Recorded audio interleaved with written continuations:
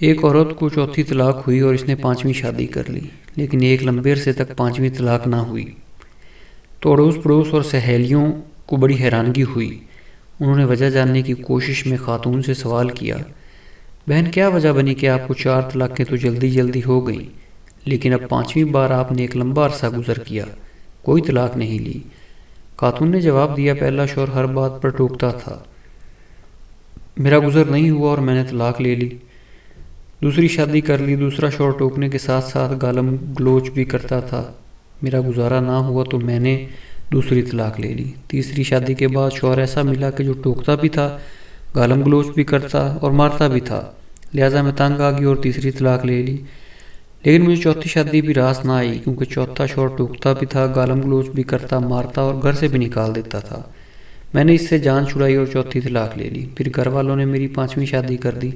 اب یہ ٹوکتا بھی ہے، گالم گلوچ بھی کرتا ہے، مارتا بھی ہے، اور کبھی کبھی غصے میں گھر سے بھی نکال دیتا ہے اور کھانے کو بھی نہیں دیتا، لیکن میں اس سے راضی ہوں اور طلاق نہیں لوں گی۔ سب حیران پریشان اور دانتوں میں انگلیاں دبا کر رہ گئے، اور ایک ساتھ سب کے منہ سے نکلا، اب کیوں طلاق نہیں لوگی؟